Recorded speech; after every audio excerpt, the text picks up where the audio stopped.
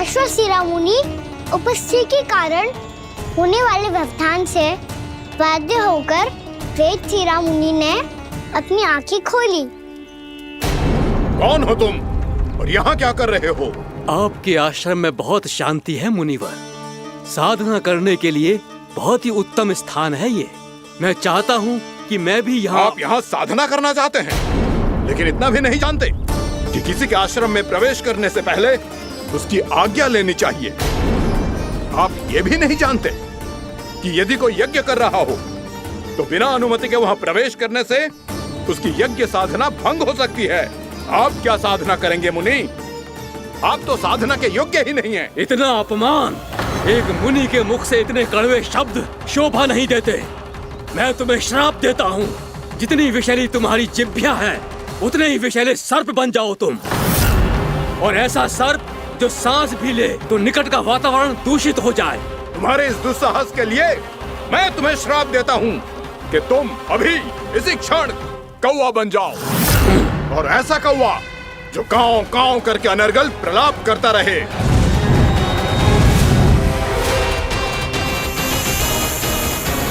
ये मैंने क्या किया? ये मैंने क्या किया? क्रोध के कारण दोनों ने एक दूसरे को श्राप दे दिया। पर दोनों ही मेरे भक्त थे, और भगवान होकर मैं अपने भक्तों को इतनी कठिनाई में कैसे देख सकता था। इसीलिए जिस संकट में उन दोनों ने अपने आप को फंसा लिया था, उसका समाधान करने में मैं उनके पास गया। देखिए ना प्रभु, ये क्या हो गया हमसे? हमारी रक्षा कीजिए प्रभु, मार्ग दिखाइए हमें। क्रोध पर नियंत्रण ना होने के कारण आप दोनों ने एक दूसरे को बहुत ही भीषण संकट में डाल दिया है। अब दोनों ही तपस्वी, तप के बल से दिए गए आपके श्राप को लौटाना भी संभव नहीं है। प्रभु कोई तो उपाय होगा, हम आपके शरण में हैं प्रभु।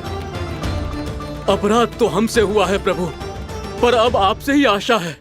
कुछ ऐसा कीजिए भक्त वत्सल, जिससे हम दोनों के श्राप का प्रभाव कुछ कम हो जाए। आप दोनों ही मेरे भक्त हैं, इसलिए आपकी पीड़ा का निवारण करने का एक उपाय है मेरे पास। वेदशिरा मुनि, जब आप कालिया नाग बनेंगे तो आपको मेरे चरणों को अपने शीश पर धारण करने का सौभाग्य मिलेगा।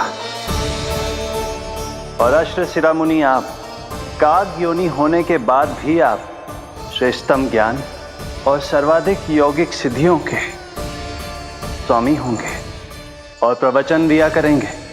इसके बाद अश्वशिरा मुनि काक भुसुंडी बन गए, जिन्होंने आगे चलकर स्वयं गरुड़ देव को रामायण सुनाई। और मुनि वेदशिरा महर्षि कश्यप और देवी कत्रियों के पुत्र कालिया नाग बनकर जल में। और अब वही कालिया नाग जमुना जी में, जिनके कारण जानकी के प्राण लगभग चले ही गए थे। अब कालिया नाग को उचित स्थान पर भेजने का समय आ गया है बाबा। पर ये तो अच्छी बात है कान्हा, वेदशिरा मुनि को दिया हुआ तुम्हारा वचन भी पूरा हो जाएगा, जमुना जी की शुद्धि भी हो जाएगी। इस सब के बाद भी तुम दुखी क्यों हो? क्योंकि इसके बाद मैया के सामने मेरा रहस्य खुल जाएगा बाबा। उन्हें पता चल जाएगा कि उनका बालक कोई साधारण बालक ना है। भविष्य में जो होने वाला है उसे सबके सामने घटने से रोकना मेरे लिए भी संभव ना होगा। मैया को सब पता चल जाएगा। क्या पता चल जाएगा रे मुझे?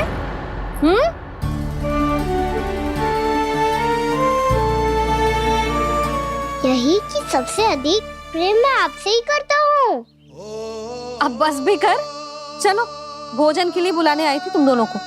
भूखा थोड़े ना रहने दूंगी अपने लल्ला को, मेरा लल्ला दुर्बल हो जाएगा ना। आप खिलाओगे तो ही खाऊंगा।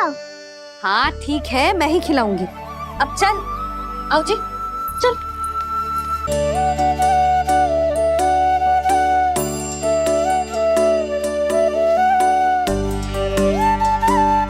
मैया खेलो ना मेरे साथ।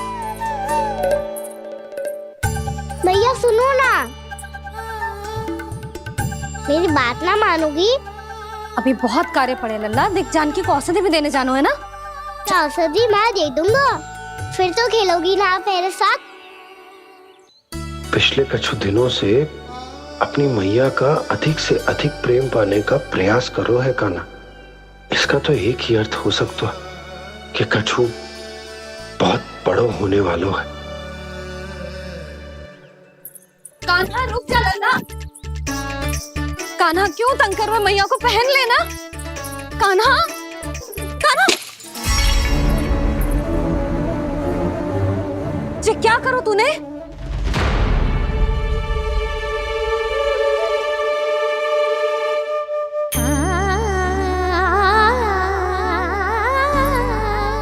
अच्छा ठीक है, अब मुंह लटकाने की आवश्यकता ना है।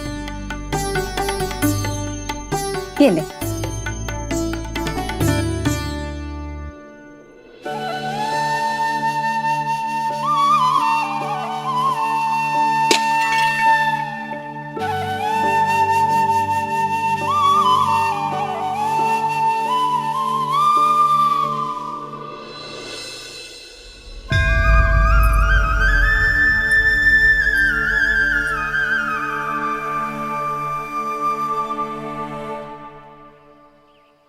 तंग करे मैया को खिजाए, खेले रूठे मनाए,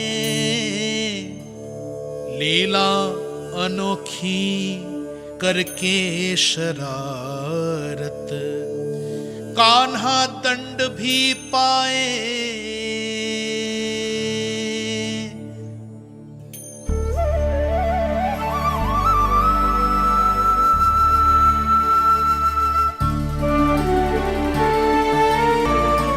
रूठना मनाना, खेलना खिलाना, पहले शरारत करके क्रोध दिलाना और फिर क्षमा मांग लेना, ये सब जानबूझकर कर रहे है कान्हा। जैसे जीवन भर के लिए अपनी मैया की ममता को अपने हृदय में समेट कर रखना चाहते हो। कैसे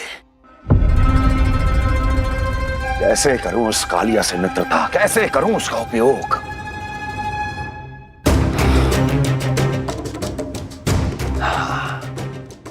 उस पर आक्रमण कर देता हूं और उसे किसी ना किसी तरह से यह विश्वास दिला देता हूं कि यह आक्रमण उस विष्णु अवतार ने किया है।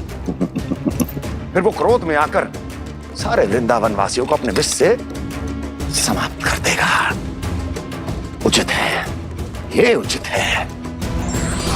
नारायण हरि, नारायण हरि।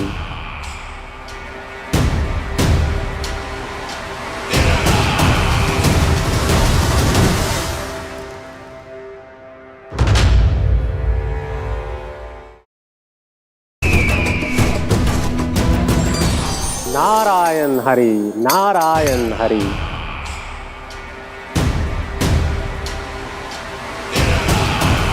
प्रणाम देवर्षि।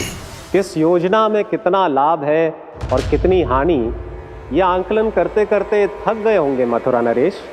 देवर्षि, आज मेरा ध्यान कैसे आ गया आपको? आप तो सदैव ही मेरे ध्यान में रहते हैं महाराज कंस। सत्य तो यह है कि मथुरा में जो भी हो रहा है मुझसे छिपा हुआ नहीं है। मैं जानता हूं कि आप किसी भी असुर को वृंदावन क्यों ना भेजें, और वो असुर कितना भी शक्तिशाली क्यों ना हो, कृष्ण का सामना नहीं कर पाता। या तो पराजय स्वीकार करके आपके पास लौट आता है, या तो फिर वीर गति को प्राप्त हो जाता है।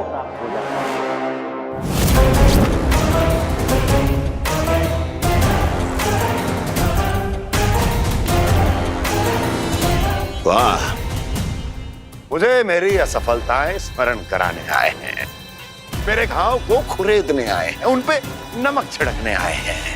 मित्र को शत्रु समझने की भूल मत कीजिए महाराज कंस। मैं तो आपकी सहायता करने आया हूं। हाँ, और मेरी सहायता। कृष्ण विष्णु अवतार है, आप विष्णु के भक्त हैं। मैं हूं विष्णुद्रोही, फिर भी तो आपके आराध्य को हानि पहुंचाना चाहता है, उसकी सहायता करना चाहते हैं आप। क्या आप निश्चित रूप से कह सकते हैं कि आप ब्रह्मांड के सभी नियमों को अच्छी तरह समझते हैं? अवश्य। आपके लिए बस इतना ही जानना पर्याप्त होगा कि मैं जो कुछ भी कर रहा हूं उसके लिए मेरे व्यक्तिगत कारण हैं। मैं तो बस आपके हित में पिछली बार की तरह एक सुझाव लेके आया था, पर यदि आप मेरा सुझाव सुनना भी नहीं चाहते तो आपकी इच्छा। नारायण हरि, नारायण हरि। कारण चाहे जो हो, इनके पिछले सुझाव के कारण ही आज मेरे शत्रुओं की संख्या कम है, अन्यथा मैं देवकी के अन्य पुत्रों को भी जीवित छोड़ देता और आज वो सब अपने भाई के साथ मिलकर उसकी शक्ति को अनेक गुना बढ़ा देते। ठहरिए देव ऋषि,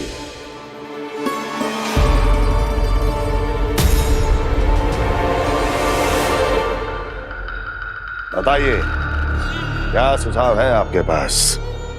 मेरे सुझाव का नाम है कालिया नाग।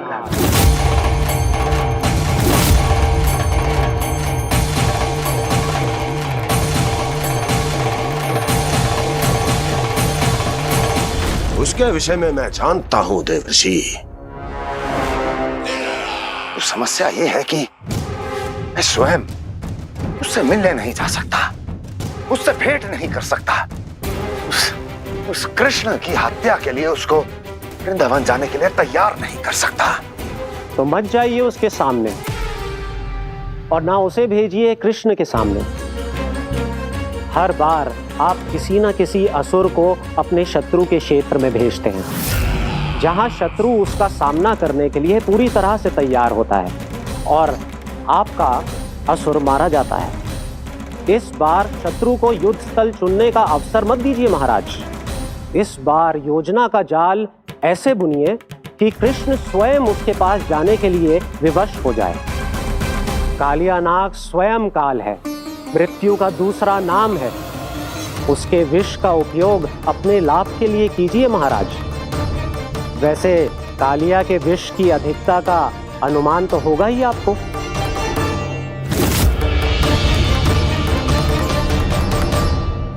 एक बार जो उसके क्षेत्र में पहुंच गया, फिर उसके विष से बचना असंभव है। उचित सुझाव है देवर्षि, उचित सुझाव है। देवर्षि, उस छलिया विष्णु की भक्ति करते करते आप भी उसके रंग ढंग सीख गए हैं। उचित है, उचित है।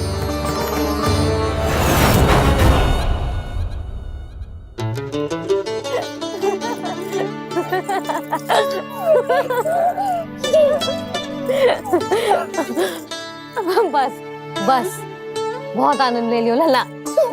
बस अब दूध पी ले। ठहर ठहर, गर्म है। जी ले ले।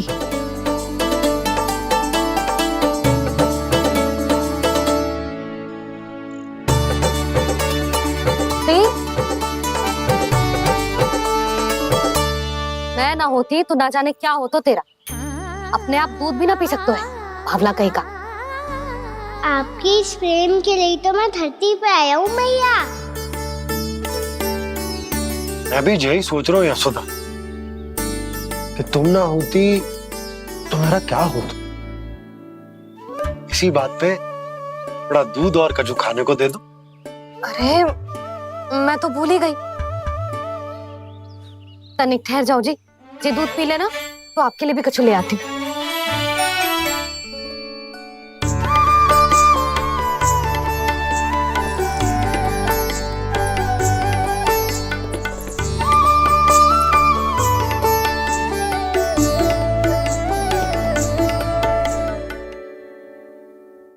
प्रणाम महाराज। आपकी आज्ञा के अनुसार बिल्कुल वैसा ही पत्र तैयार किया है जैसा आप चाहते थे।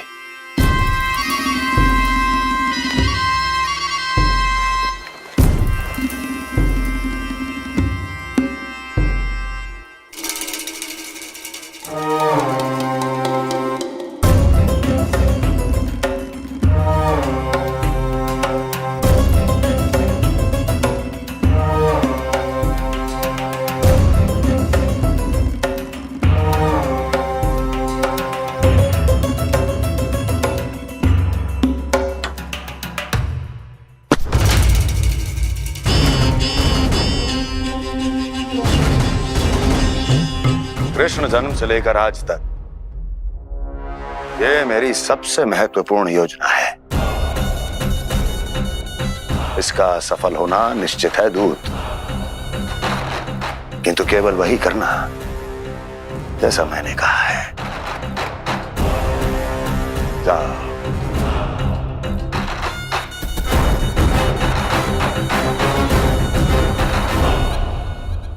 कान्हा,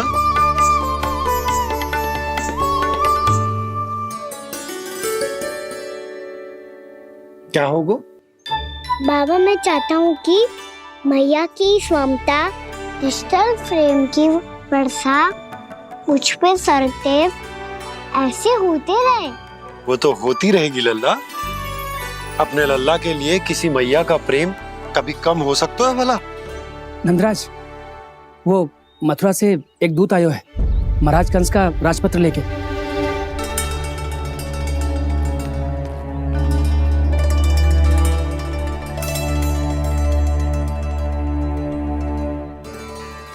कान्हा अब क्या करने वाला है? तेरे बाबा कहाँ गए? हाँ? कंस मामा का खेल आरंभ हो गया है, पर मैया वो सब सुनेगी तो व्यर्थ चिंतित हो जाएगी। बस थोड़ा बाहर गया मैया, कछु खा लिए से। बाहर इस समय? मैया क्या होगा? मैया देखो ना, पीठ पे कछु हो रहा है। मेरा हाथ ना पहुंचो, आप करो ना। दिखा यहाँ। क्षमा करना मैया, पर अभी बाबा को ही संभालने दो ये सब। कहिए, क्या संदेश लाए हैं आप? नहीं नंदराज नहीं। महाराज कंस का आदेश है कि ये संदेश सभी गांव वालों के साथ ही पढ़ा जाए। ठीक है, मैं गांव वालों के सामने पढ़ दूंगा, पर मुझे तो दीजिए पढ़ने के लिए। महाराज की आज्ञा का पालन करना आपके लिए भी आवश्यक है नंदराज। सभी गांव वासियों की सभा बुलाइए। बंसी, सभी गांव वालों की सभा बुलाओ। राजपत्र में ऐसा क्या संदेश भेजो है कंस ने? अब मेरे पत्र को पढ़कर सब भौचक के रह जाएंगे। और वो कृष्ण, उस कृष्ण के पांव के नीचे से तो भूमि खिसक जाएगी, आकाश फट पड़ेगा, बिजलियां गिर जाएंगी। प्राप्ति, ओ प्राप्ति, कंस का पत्र। स्वयं को बहुत अधिक शक्तिशाली समझता है ना वो। अब देखता हूं कैसे वो इस महासंकट का सामना करता है। वो कृष्ण, वो अपनी मृत्यु स्वयं चुनेगा या मृत्यु की वेदी पर चढ़ा देगा प्रिय वृंदावन वासियों को।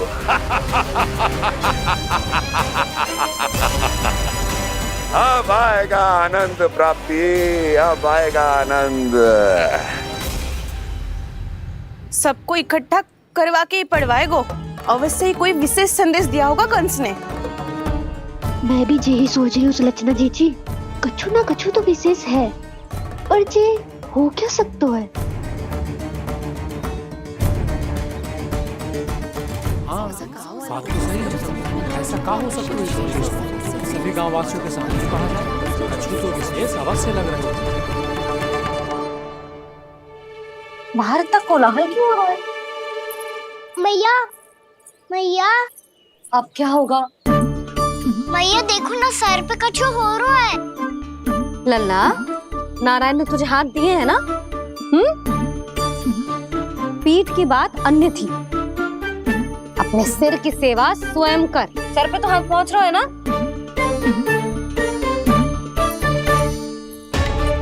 मैया सुनो ना, मैया देखो ना, तीव्र कर, कछु हो रहा है। मैया देखो ना, तीव्र कछु हो रहा है।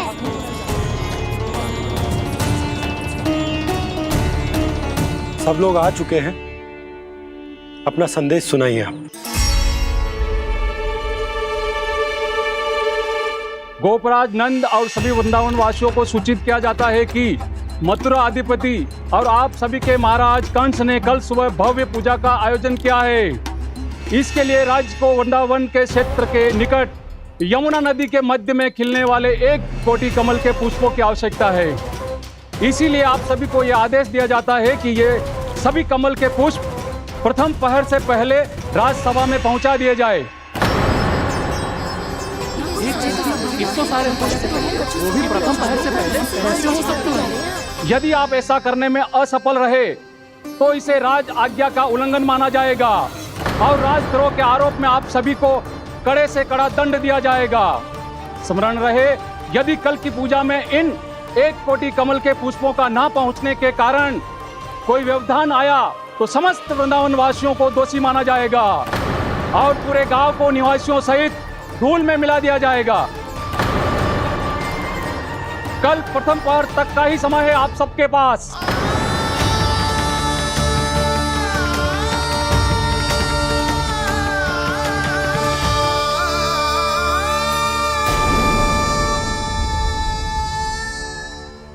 कमल पुष्प, वो भी कल प्रथम प्रहर में?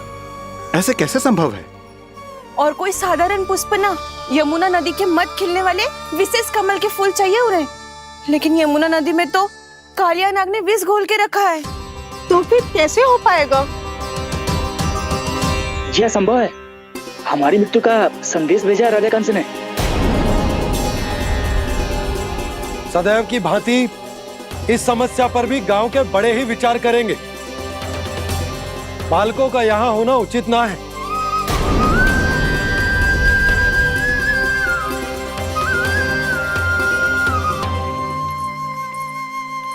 लल्ला ले, जे गेंद ले, जा अपने सखाओं के साथ खेल। सुबह उज्जवल, मधुमंगल वसंता, देखो मैया ने क्या दिया है।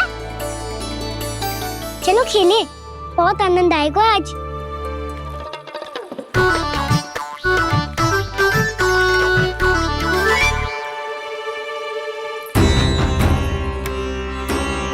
भानु, बंसी, जाओ और शीघ्र ही वो घेरे का कार्य समाप्त करो।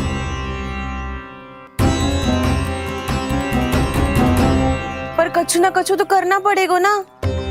पर हम कर ही क्या सकते हैं? पुष्प लाने को और कोई उपाय है भी तो ना। मैं चला जाऊंगा जमुना जी में। वैसे भी मेरे जीवन के कितने दिन शेष बचे हैं।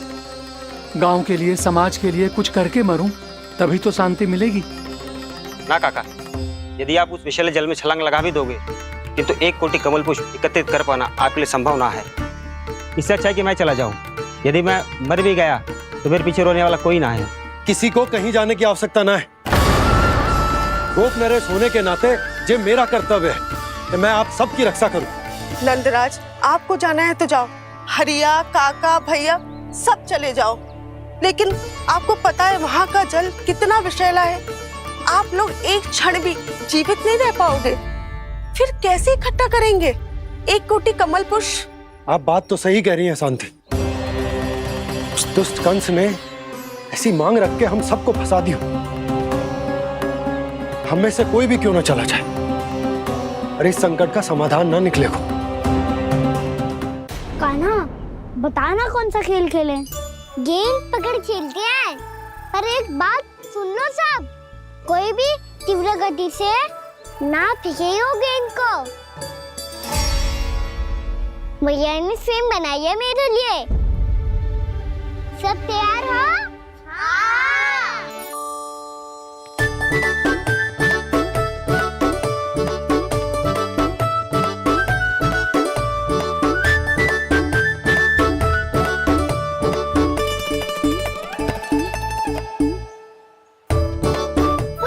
मुझे दो।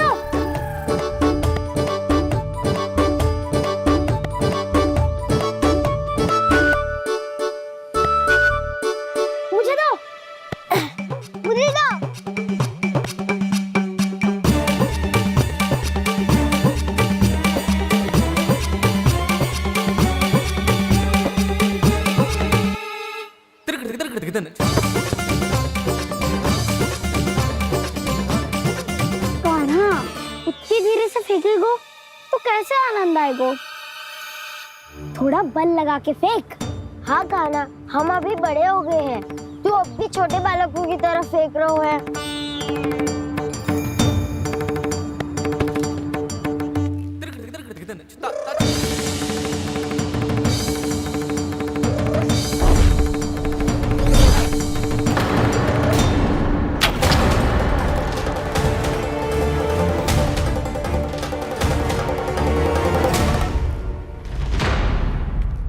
दीदी जी क्या करो कान्हा, गेंद तो डूब गई।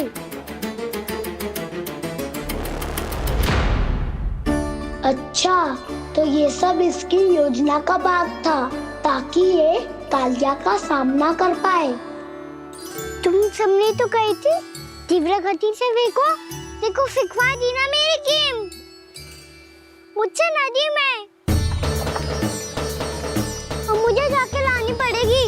रुक जा कान्हा, रुक जा कान्हा। जी क्या बोल रहे हो कान्हा? इसमें तो बहुत संकट है। कोई भी संकट मेरी मैया का उपहार खोने से बड़ा ना है। बहुत प्रेम से बना के उन्होंने दी थी। हे नारायण, कोई उपाय समझ में ना आ रहा है। मैया, अब कैसे करेंगे हम अपने गांव की रक्षा? कीड़े पड़ेंगे उस दुष्ट को। यदि उसके कारण किसी के प्राण चले गए तो कौन सा फल मिलेगा उसे इस पूजा का? तुम सही कह रही हो यशोद। हमारे पास कोई और दूसरा विकल्प भी तो ना है। यदि हमने मथुरा की राज आज्ञा का पालन ना किया तो इसका दुष्परिणाम पूरे गांव को भुगतना पड़ेगा।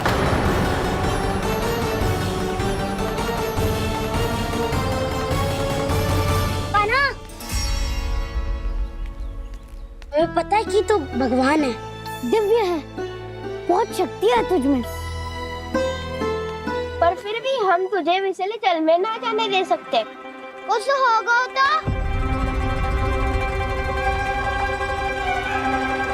तुम सब इतनी हट कर रहे हो तो ठीक है, ना जाऊंगा। गेंद कहाँ गिरी है, कितनी दूर गई है, ये तो देख लूं, ताकि उसे बाहर निकालने का कोई उपाय ढूंढ पाऊं।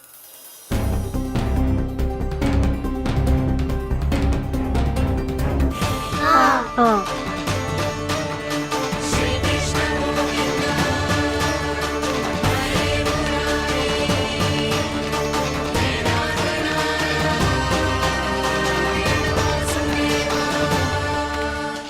कान्हा की ये लीला तो समझ ही नहीं आ रही। पहले इसने देवश्री नारद को मथुरा जाकर कंस को भड़काने के लिए कहा, फिर स्वयं ही दुखी भी हो गया कि अब इसका रहस्य सबके सामने खुल जाएगा। और अब भी स्वयं ही तो इसने कहा था कि गेंद बहुत महत्वपूर्ण है, फिर स्वयं ही उसे नदी के विषैले जल में फेंक दिया।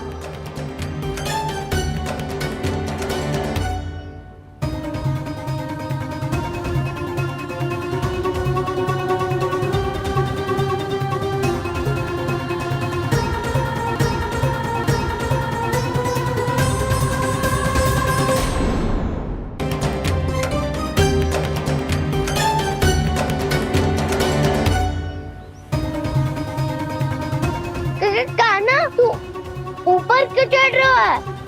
अरे ऊंचाई से देखूंगा तभी तो गेंद दिखेगी।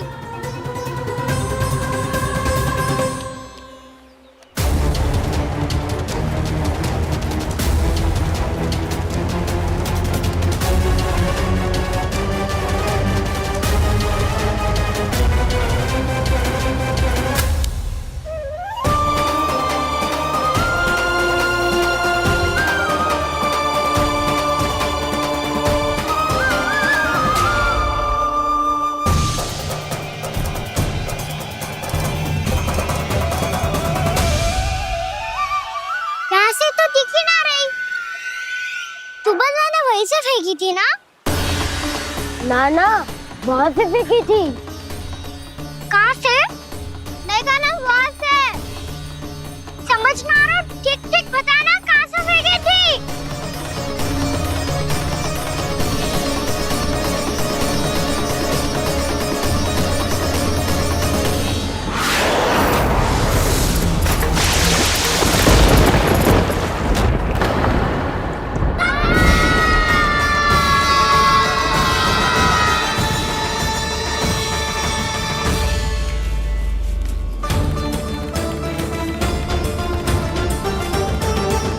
कालिया नाग के क्षेत्र में जाकर कोई भी जीवित वापस ना लौट सको।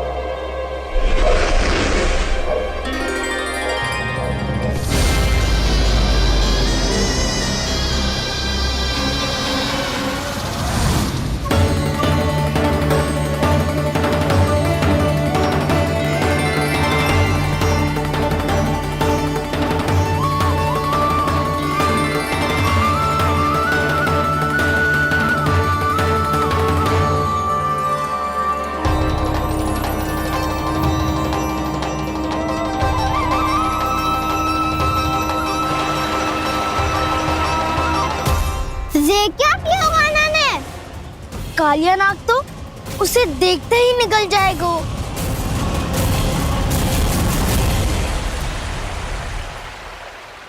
तो आरंभ से अब तक सब कुछ उसकी लीला का ही भाग था।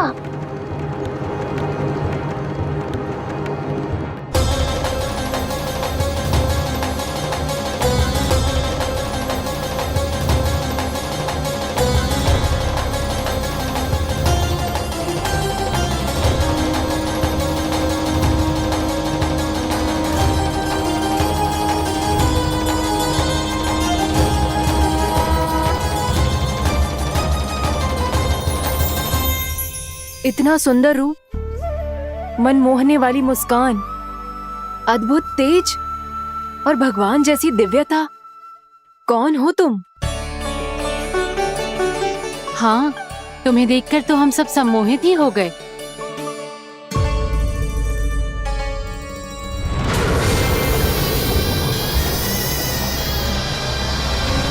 तुम जो भी हो बालक, वापस लौट जाओ। हमारा हृदय तुम्हें ही देखते रहना चाहता है, किंतु यदि हमारे पति जाग गए तो तुम्हें अवश्य हानि पहुंचाएंगे। ये बहुत विषैले है बालक, कालकोट जैसे भयानक। इनके विष से तुम नहीं बच सकोगे। नंदराज,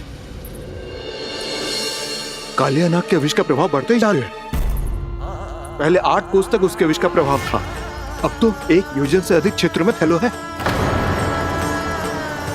जल पीने के प्रयास से अनेक पशु मारे गए हैं और नदी के निकट के वृक्ष और वनस्पति सब नष्ट होने लगे।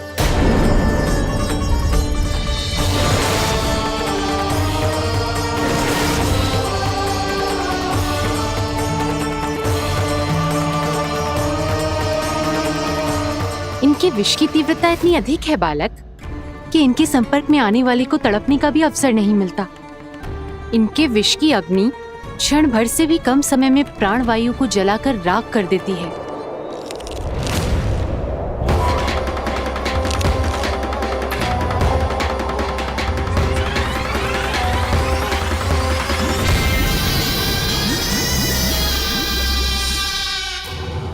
तब तो समस्या और भी गंभीर हो जाएगी। मैंने तो सुनो है कि कालिया नाग कम से कम 2 योजन लंबा है, सैकड़ों फन है उसके।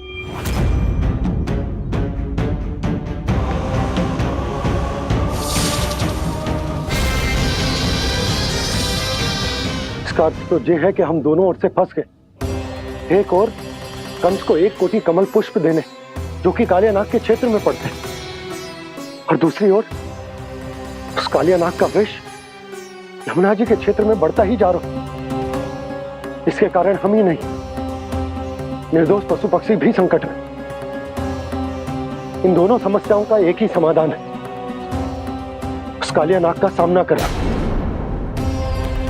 और ये ना समझ आ रहा कि हम ये करेंगे कैसे, क्योंकि ये बात साधारण मनुष्य के बस की ना, हमारे लिए ये असंभव है।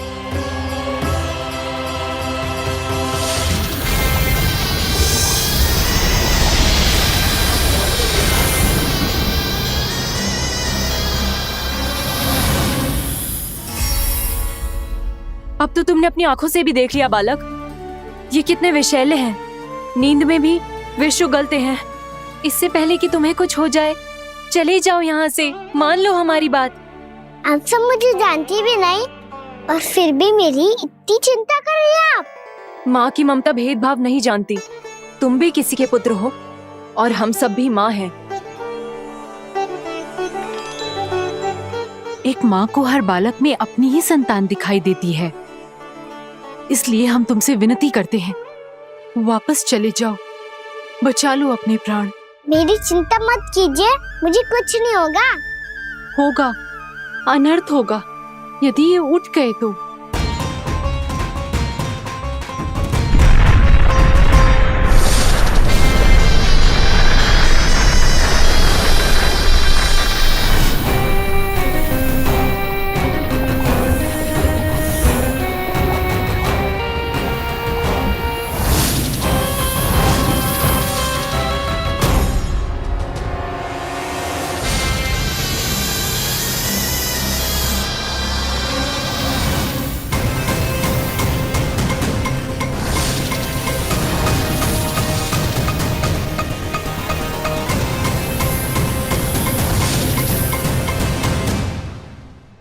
सामने होते हुए भी अपने इश्क को केवल वही देख सकता है जो अपना अभिमान त्याग चुका हो।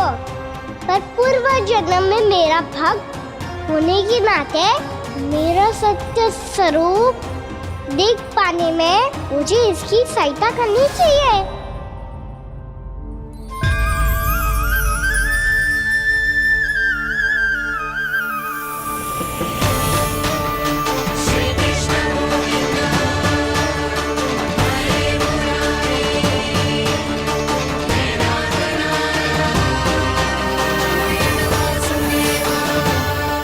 देखो हमारा छोटा सा कान्हा कैसे डट के खड़ा हुआ है। इतने विशालकाय, इतने महाभयंकर सबके सामने।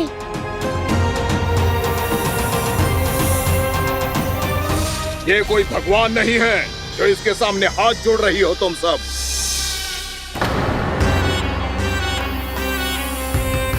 एक सामान्य साधारण बालक है ये, जो ये तक नहीं जानता कि इसके सामने है इसका काल, कालिया।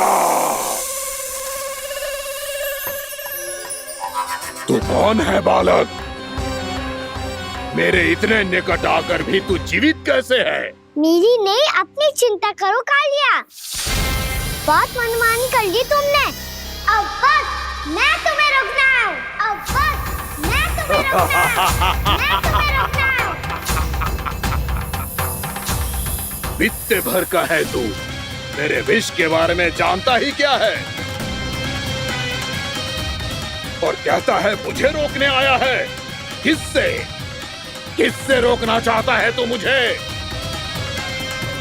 मुझे क्रोध दिलाने की भूल मत कर बालक।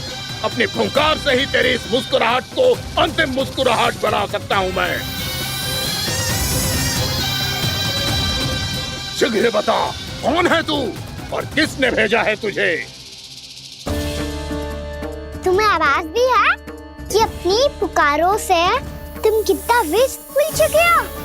पवित्र यमुना नदी को कितना दूषित कर दिया तुमने। और यही नहीं, तुम्हारे कारण निकट के जीव जंतुओं, वृक्ष, वनस्पतियों सबको हानि पहुंच रही है। तो क्या? मुझे उससे क्या? मुझे है आपत्ति है मुझे तुम्हारे इस व्यवहार से, और इसीलिए तुम्हें यहाँ से जाना होगा। यहाँ से जाना होगा।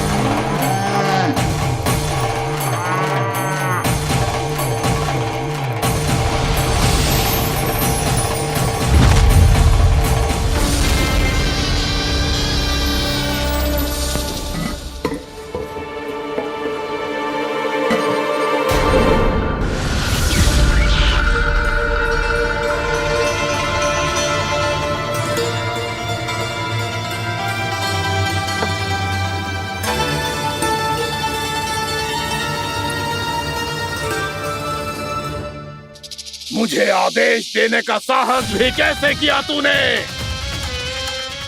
इस क्षेत्र को मैंने अपना राज्य बनाया है, मेरा परिवार रहता है यहाँ, और तू मुझे यहाँ से जाने के लिए कह रहा है? हाँ, क्योंकि तुम्हारे यहाँ रहने के कारण अन्य जीवों को हानि हो रही है और मैं ऐसा नहीं होने दे सकता। मैं तो बस वही कर रहा हूँ जो एक सर्प का स्वभाव है। विष फैलाना स्वाभाविक है मेरे लिए, इसलिए मुझे चुनौती मत दे बालक। चुनौती तो मैं दे चुका हूँ कालिया। अब तो बस तुम्हें शिकार करनी है।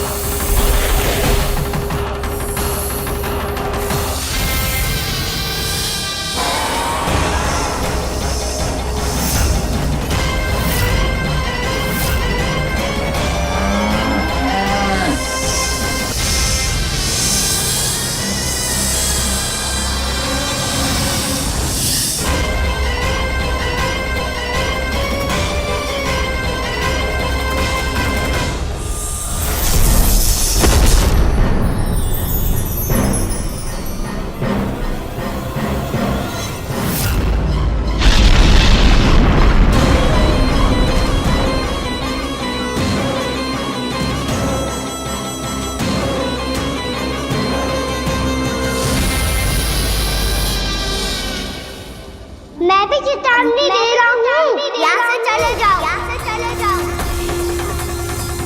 अपनी भूल को पहचानो कालिया, तुम जो कर रहे हो अनुचित है।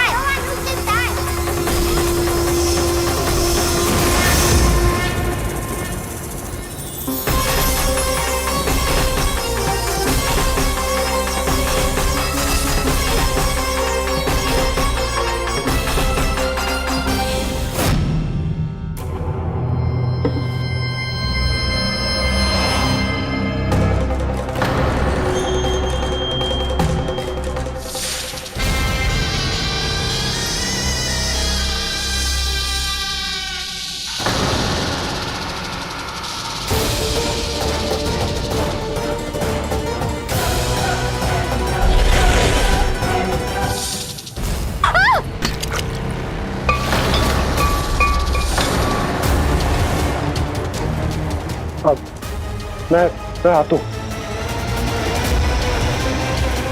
क्या हो गया सुधा? मुझे आवाज हो रहा है जी, कछु ना कछु गड़बड़ है। यशोदा, जो समस्या हमारे सामने है, हम सभी उसका समाधान खोजने में जुटे। तो तुम विश्वास करो, मैं कोई ना कोई समाधान अवश्य ढूंढ लूंगा। हम कैसे भी करके वो कमल के पुष्प उस कंस तक पहुंचा देंगे। नाना, समस्या उससे कहीं अधिक है, उससे कहीं अधिक बड़ी, उससे कहीं अधिक भयानक है।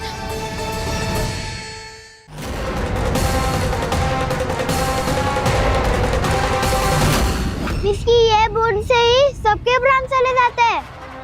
इसने तो इसकी धारियां फेंकी है खाना पे।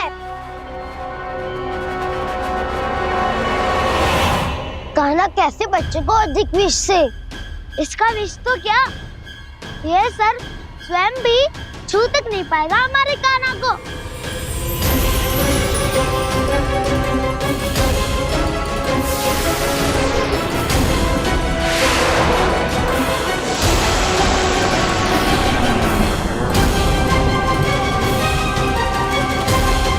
तुम्हारे सखा को, मेरे भाई को कोई हानि नहीं पहुंचा पाएगा। ये कान्हा का सत्य चाहे जो हो बलराम, पर अभी तो जो एक बालक ही है ना। देखो कैसे विष के कारण स्थिर हो गया है।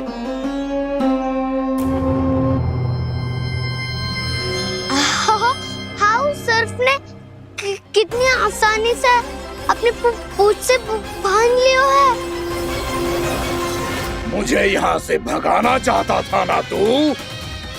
अब मैं तुझे दिखाऊंगा अपना सामर्थ्य। ये मूर्ख किसे बांधना चाहता है अपनी पूंछ में? उन्हें जिनका विस्तार सारे ब्रह्मांड में है, या उन्हें जो स्वयं अनंत है? पर देवराज, प्रभु ऐसा करने ही क्यों दे रहे हैं कालिया को? आप सब भूल रहे हैं देवगण, कालिया पूर्व जन्म में प्रभु का बहुत बड़ा भक्त था। उसी भक्ति का फल मिल रहा है अब इसे। वैसे भी भक्तों के मन का भाव सबल हो तो भगवान तो सहज ही बंध जाते हैं।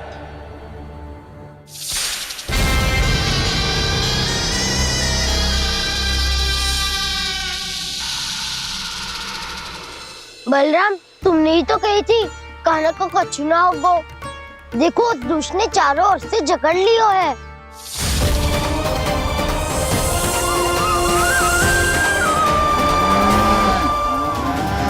ये क्या कह रही हो तुम? जसोदा जी, क्या हुआ? घबरा क्यों रही हो आप? सुलक्षणा, मुझे आभास हो रहा है कुछ बहुत बड़ी अनहोनी हो गई है। नंदराज, नंदराज, नंदराज!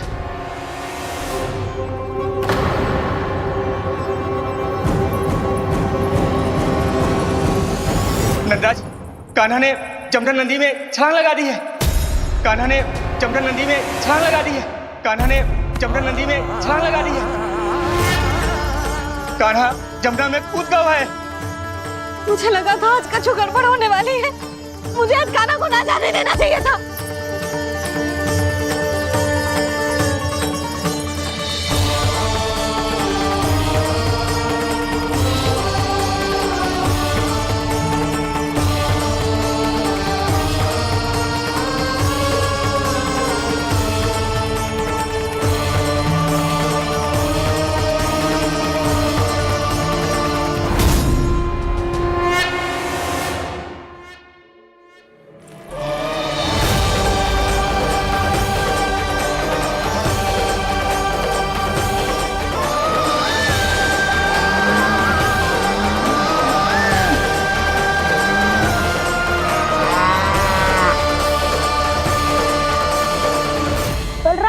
कछु करो ना।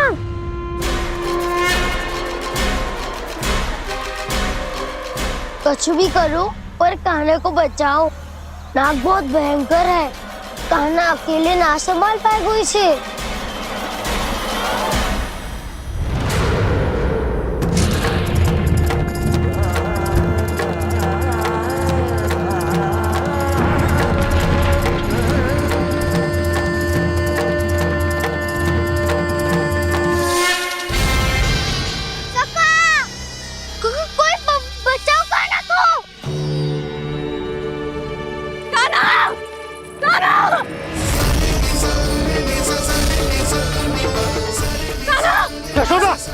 यशोदा रुको।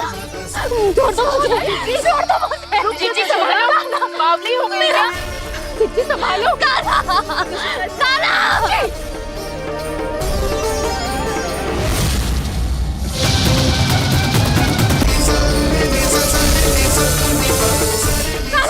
यशोदा, यशोदा रुको। छोड़ दो मुझे, छोड़ दो मुझे। रुक जीजी, संभालो, बावली हो गई है। जीजी संभालो। कान्हा, कान्हा। देखो अब कैसे तुम्हारे अस्थियों को तोड़कर छोटे छोटे टुकड़ों में बदल दूंगा मैं।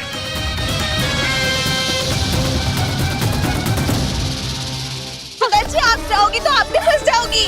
अपने लल्ला के लिए मैं किसी भी संकट का सामना करने के लिए तैयार हूँ। छोड़ो ना यशोदा, हमें कोई और उपाय खोजना पड़ेगा। कोई और उपाय? आप देख ना रही मेरा कान्हा किस दशा में है। कान्हा मैया के वश में नहीं है, नहीं तो ये अपने लल्ला के लिए साक्षात काल का भी सामना कर ले। ये तो केवल कालिया नाग है। हे नागराज, आप मेरे प्राण ले लो पर कान्हा को छोड़ दो। ना नागराज, आप मेरे प्राण ले लो, मैं विरोध भी ना करूंगी। ना नागराज, आप मुझे मार दो पर मेरे कान्हा को छोड़ दो। ना ना ना ना नागराज, मेरे प्राण ले लो। हमारे कान्हा से क्या शत्रुता है आपकी? प्रभु के लिए जो प्रेम यशोदा मैया के हृदय में है वही इन सभी गोपियों के हृदय में भी है।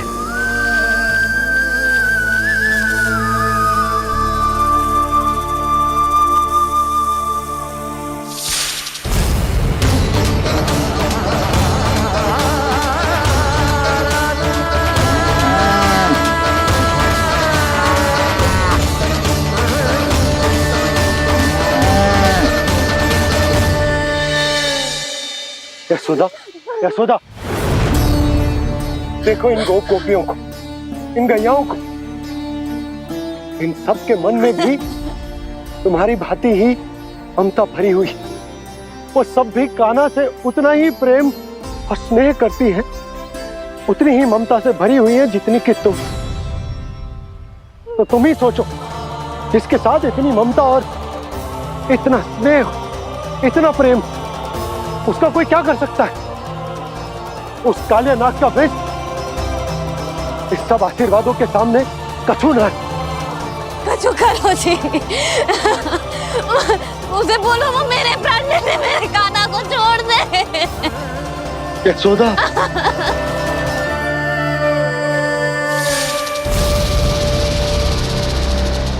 केवल इन्हीं में नहीं देवराज, नाग पत्नियों के हृदय में भी ममता का वही प्रेम उमड़ रहा है। देखिए। मैं आपके हाथ जोड़ती हूँ स्वामी, इस बालक को छोड़ दीजिए। ये अवश्य ही कोई दिव्य आत्मा है स्वामी। हम आपसे विनती करते हैं स्वामी, इस नन्हे बालक को हानि मत पहुंचाइए स्वामी। मेरी पत्नियां मेरे ही शत्रु के लिए विनती कर रही हैं। अब यदि इसके पक्ष में एक शब्द भी कहा तुम सबने, तो मैं इस बालक से पहले तुम सबके प्राण ले लूंगा।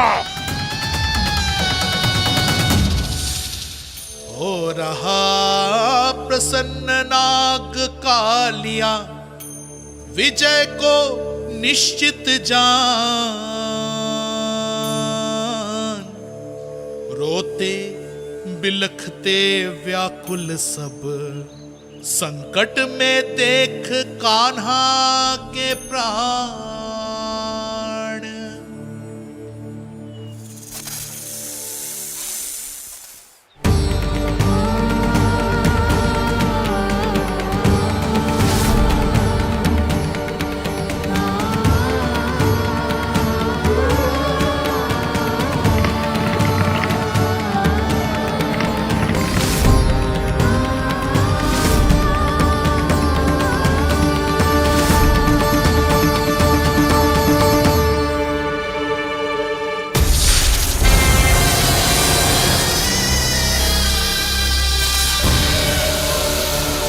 कुछ करो जी, मेरे लल्ला को बचा लो, कोई तो कुछ करो।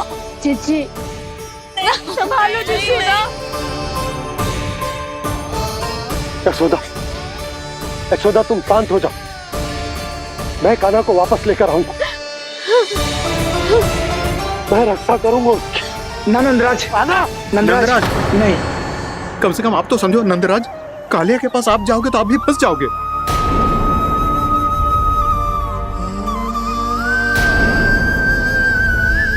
बलराम, तेरा भाई इतनी भीषण संकट में है और तुझे जरा भी दुख ना हो रहा?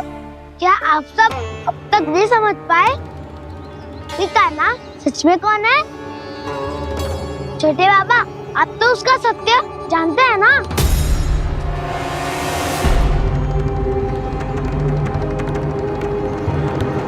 मानता हूँ कि आप सब कान्हा के रहस्य के बारे में नहीं जानते, पर क्या उसके जन्म से आज तक घटी एक से बढ़कर एक विचित्र घटनाओं को भी भूल गए हैं आप सब? भूल गए हैं कि कैसी पूतना जैसी राक्षसी उसका कुछ बिगाड़ नहीं पाई, कैसे तरनावती जैसा भयानक राक्षस उसे एक खरोच भी नहीं दे पाया था।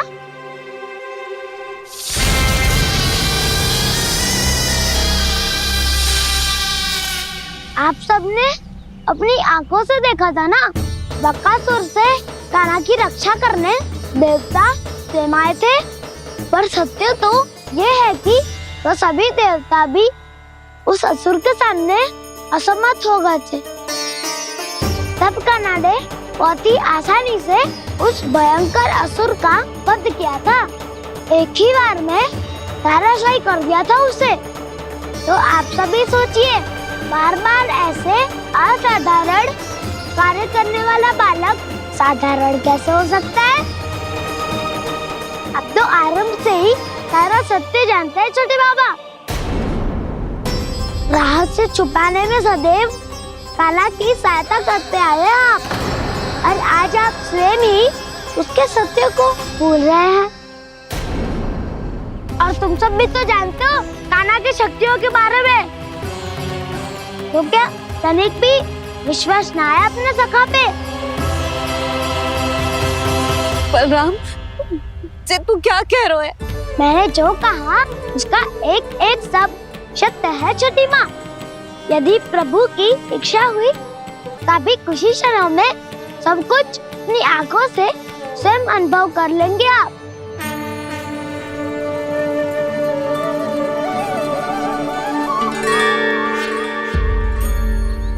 शांताकारं भुजगशयनं पद्मनाभं सुरेशं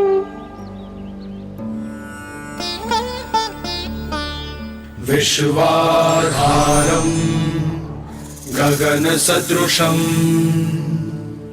मेघवर्णं शुभांगं लक्ष्मीकान्तं कमलनयनं योगी वीरध्यानगम्यं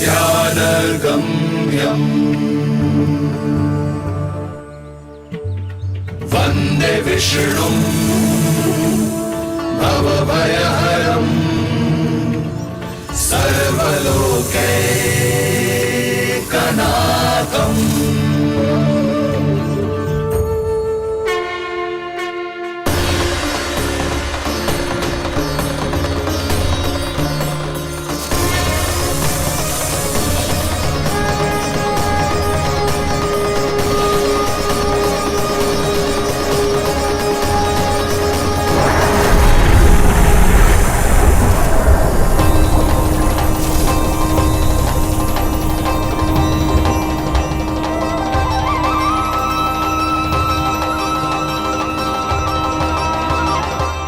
तुझे क्या लगता है बालक कि तू मेरी जकड़ से निकल गया तो अब बच जाएगा तू?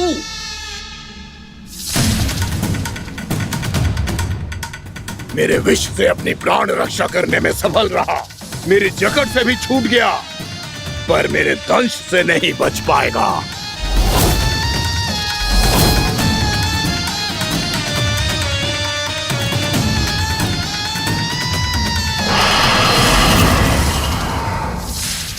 अब भय से भाग रहा है, पर मैं तुझे मृत्यु देकर रहूंगा।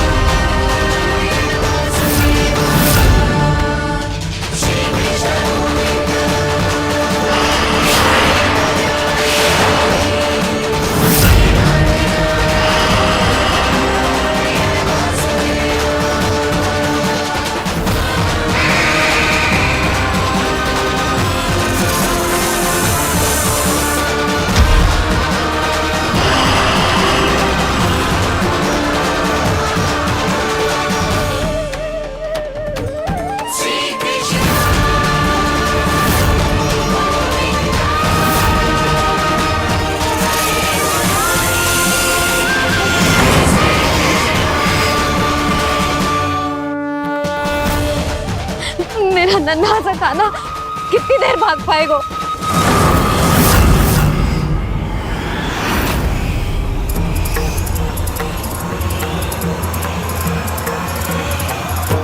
और कितनी प्रतीक्षा करोगे मेरी भक्त कालिया? भक्त नहीं, काल हूं मैं तेरा। जब अहंकार का मुकुट बुद्धि को ढक लेता है तो भक्त अपने भगवान को भी नहीं पहचान पाता। व्यर्थ की पहेली में मत उलझा बालक। ना मैं भक्त हूँ और ना तू भगवान।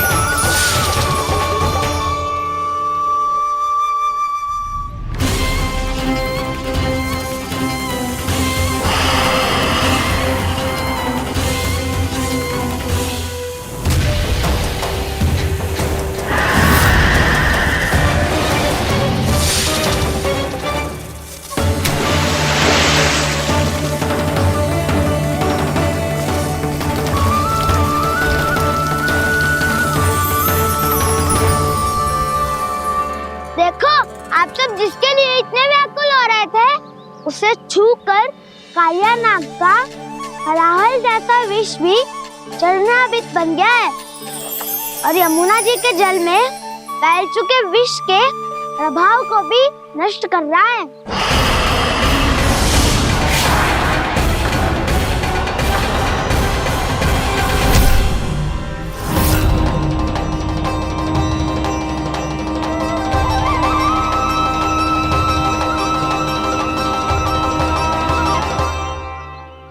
धर्म रक्षक अधर्म विनाशक प्रभु श्री कृष्ण का कौशल सचमुच अद्वितीय है।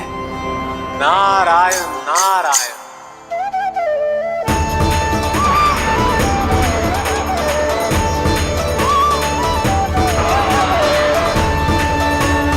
मेरा भार तुम्हारे भीतर के अहंकार का प्रतीक है कालिया। अब तुम्हारा अहंकार, तुम्हारा अरपान मेरे पाँव के नीचे है और तुम्हारी पूंछ अर्थात तुम्हारे प्राण मेरे हाथ में। अब तुम क्या करोगे भक्त?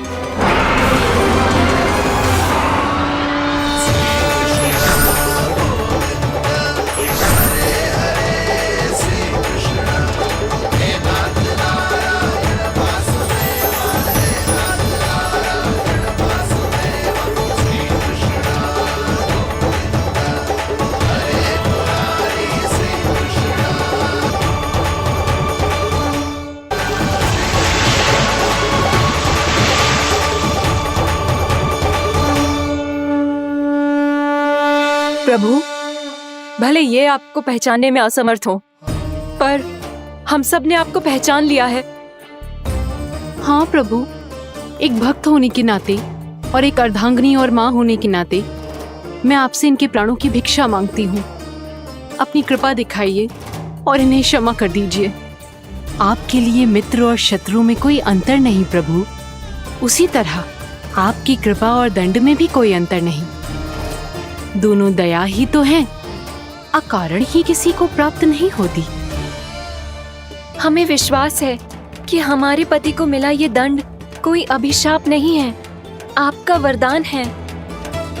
ये सत्य है प्रभु कि इनसे बहुत से पाप हुए हैं।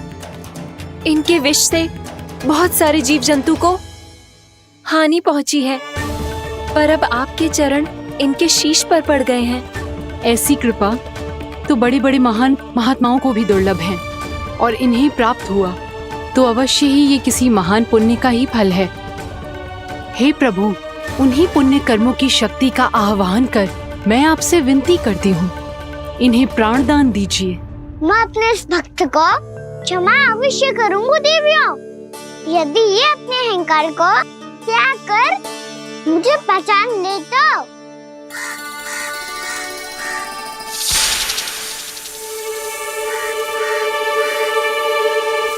मैं तुम्हें श्राप देता हूँ, जितनी विषैली तुम्हारी जिह्वा है उतने ही विषैले सर्प बन जाओ तुम।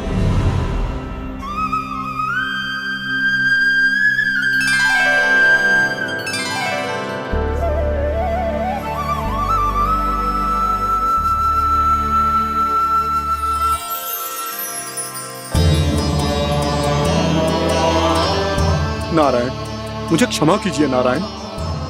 मैं तो आपका परम भक्त था, किंतु मैं आपको पहचान नहीं सका। इसका दंड तो मुझे मिलना ही था, किंतु मैं अब प्रायश्चित करना चाहता हूं। इसके लिए यदि आप मेरे प्राण भी ले लेंगे तो भी मुझे कोई दुख नहीं होगा। मैं अपना जीवन, मृत्यु और अपना अस्तित्व सब कुछ आपको समर्पित करता हूं।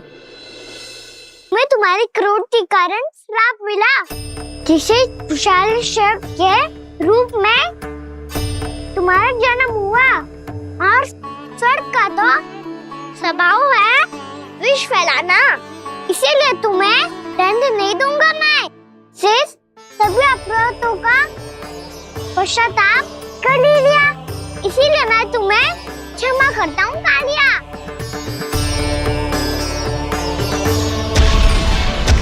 पर तुम्हें यहाँ से दूर समुद्र के बीच जाकर रहना होगा, जहाँ किसी निर्दोष का जीवन तुम्हारे विष से प्रभावित ना हो।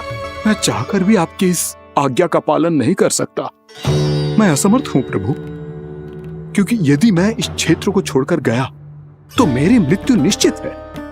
आपसे क्या छुपा है प्रभु? आप तो जानते हैं कि सर्प जाति और आपके वाहन गरुड़ के बीच अनंत शत्रुता चल रही है, जिसका प्रारंभ नागों के द्वीप नागालय से हुआ था। उस द्वीप पर छोटे जीवों को निगल जाने के लिए सर्प थे, और गरुड़ को सर्पों का स्वाद बहुत प्रिय था, इसलिए वो बार बार नागद्वीप जाने लगा था। पर इस कारण पूरी सर्प जाति उससे आतंकित हो गई थी, इसलिए जब भी गरुड़ वहां पहुंचता तो सभी सर्प छिपने लगते। जब गरुड़ को इसका आभास हुआ तो उसे बड़ा क्रोध आया और वो उत्तेजना में भरकर सर्पों का शिकार करने लगा। भूख ना होने पर भी उन्हें मारने लगा। अब सर्पों के प्राण हरना उसके लिए खेल बन गया था। इस भीषण समस्या का समाधान ढूंढने के लिए पूरी सर्प जाति महान सर्प वासुकी के सामने इकट्ठी हुई। हे महान वासुकी, हमारी सहायता कीजिए। नागद्वीप पर गरुड़ ने आतंक मचा दिया है। पहले तो वो हमें अपना भोजन बनाता था, लेकिन अब हम उसके खेल का साधन बन चुके हैं। भूख हो या ना हो, जब तब आकर वो हमारे प्राण हर लेता है। अनुचित हिंसा के इस प्रथा का आरंभ सर्पों ने ही किया है। पहले आप सबने पूरे द्वीप पर अधिकार कर लिया, फिर आहार के साथ साथ आनंद के लिए भी आप सभी ने निर्दोष जीवों की हत्या की। और जब सृष्टि का संतुलन बनाए रखने के लिए गरुड़ आपको अपना आहार बनाने आया, तो आप सब अपने प्राणों की रक्षा के लिए छिपने लगे। तो फिर गरुड़ का उत्तेजित होना तो स्वाभाविक ही था। नागनाथ, जो हमने अन्य जीवों के साथ किया वही अब हमारे साथ हो रहा है, परंतु ये भी तो सृष्टि के संतुलन के विरुद्ध ही है ना? अवश्य है, इसलिए मैं गरुड़ से चर्चा करूंगा। धन्यवाद प्रभु।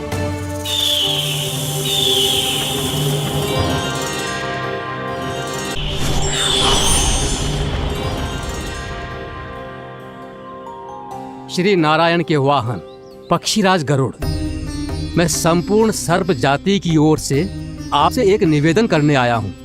कहिए, क्या कहना चाहते हैं आप? हे पक्षीराज, यदि आप हम पर ऐसे ही आक्रमण करते रहे तो शीघ्र ही हमारी प्रजाति समाप्त हो जाएगी। इसीलिए हमारी आपसे विनती है, यदि आप उचित समझें तो सर्पों के किसी एक घर से हम आपको एक सर्प प्रतिदिन अर्पित करेंगे। आप उसको आहार बनाइए और अन्य सर्पों को जीवित रहने का अधिकार दीजिए। मुझे स्वीकार है।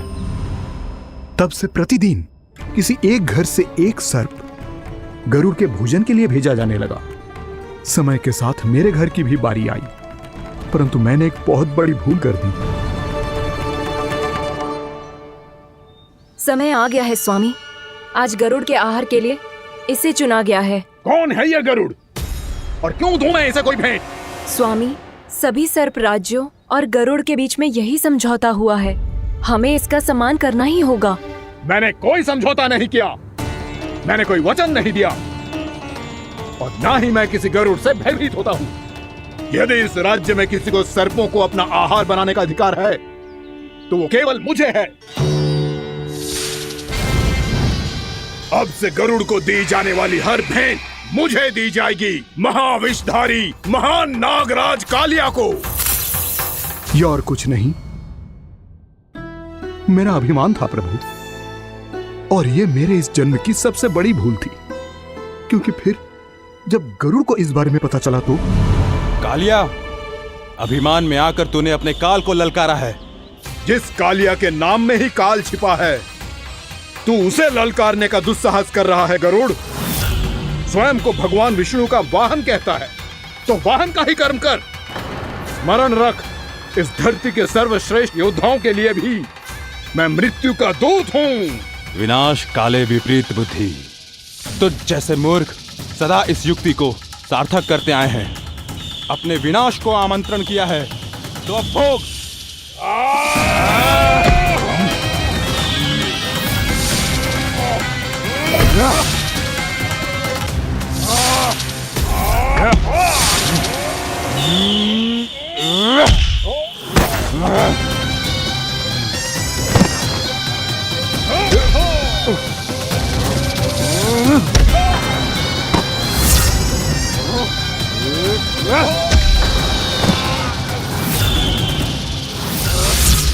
जिसने मेरा भोजन चुराने की धृष्टता की है वो इसी योग्य है। तू मुझे जानता नहीं है गरुड़, मैं महाविषधारी नाग कालिया हूँ। तेरा इतना दुस्साहस कि तूने मुझ पर चरण से प्रहार किया।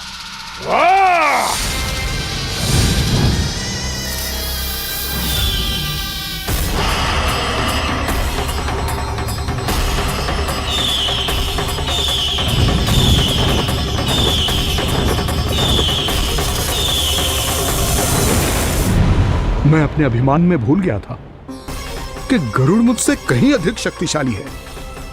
इसलिए अपने प्राणों की रक्षा करने के लिए मैं एक स्थान से दूसरे स्थान भागने लगा। नदियां, पर्वत, यहां तक कि मैंने सागर भी लांघ डाला, पर मैं जहां भी जाता गरुड़ के रूप में मेरा काल वहीं आ जाता। इसीलिए मृत्यु की आशंका से भयभीत होकर मैं अपने बड़े भाई मां कद्रू के प्रथम पुत्र अनंत शेषनाग से राय लेने चला गया। भैया, मैं यहां आपसे आपकी सहायता लेने आया हूं। मेरी एक छोटी सी भूल के कारण यह गरुड़ मेरा पीछा कर रहा है। मुझे हर समय हर स्थान पे ढूंढते रहता है। यदि उसने मुझे ढूंढ लिया तो वो निश्चित ही मेरे प्राण ले लेगा। मुझे कोई ऐसा स्थान बताइए जहां मैं अपनी पत्नी और अपनी संतानों के साथ शांति से रह सकूं। तुम यमुना नदी के किनारे वृंदावन क्षेत्र में जाके वास करो कालिया। गरुड़ वहां प्रवेश नहीं कर सकता, क्योंकि उसे ऋषि सोबरी का श्राप मिला हुआ है।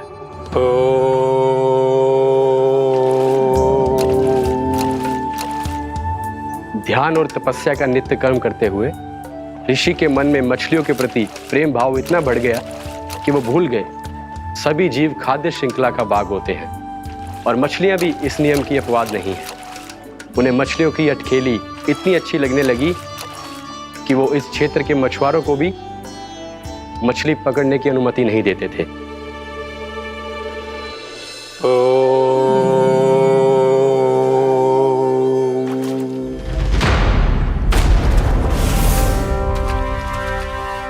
उस दिन वो उस पक्षी को नहीं रोक पाए, पर तब से सावधान रहने लगे।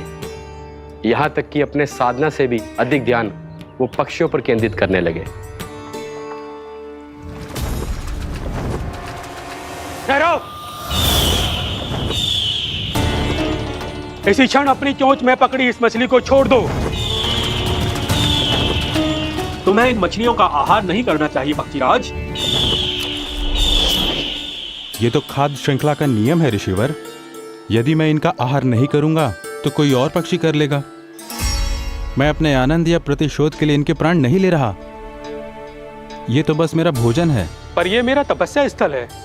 तुम यहाँ शिकार करके मेरी साधना में विघ्न नहीं डाल सकते पक्षीराज। यदि आपकी यही इच्छा है तो मैं आज के बाद यहाँ नहीं आऊंगा।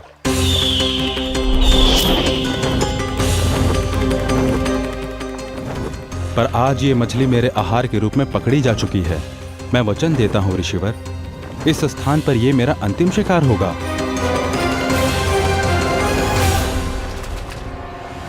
आज के बाद यदि तुमने वृंदावन की निकट उड़ान भी भरी तो तुम सैकड़ों टुकड़ों में फटकर मारे जाओगे पक्षीराज। ये मेरा श्राप है।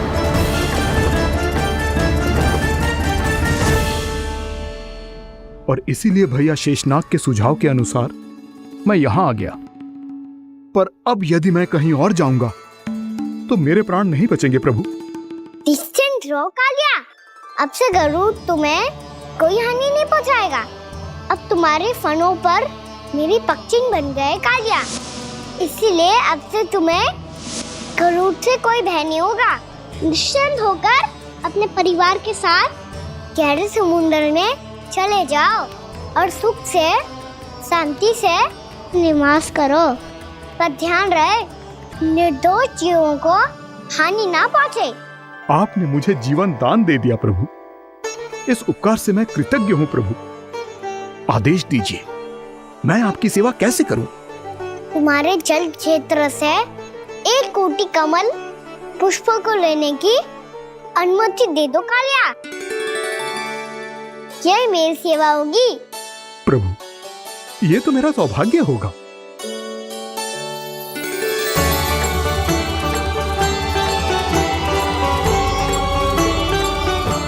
एक कोटि के स्थान पर हम 3 कोटि कमल पुष्प ले आए प्रभु। मैं तुम्हारी सेवा भाव से प्रसन्न हुआ कालिया। रमणक द्वीप पर चले जाओ ताकि तुम्हारे कारण फिर कभी किसी निर्दोष जीव को हानि ना पहुंचे और न ही तुम्हारा विष मेरे प्रिय यमुना नदी के जल को दूषित कर पाए। मैं तुम्हें आशीर्वाद देता हूँ। आज यहाँ मेरे द्वारा तुम्हें दिए गए इस आदेश का स्मरण जो भी भक्त करेगा और प्रातः काल और संध्या काल में इसका उच्चारण करेगा, उसे फिर कभी किसी संकट से कोई भय नहीं होगा। ये स्थान अब से काला कुंड के नाम से जाना जाएगा। यहाँ पर स्नान करने वाला और देवताओं को इस क्षेत्र से जल का अर्घ्य देकर प्रसन्न करने वाला भक्त यदि मेरा स्मरण करके पा सकेगा तो वो अपने सभी पापों से शीघ्र ही मुक्त हो जाएगा।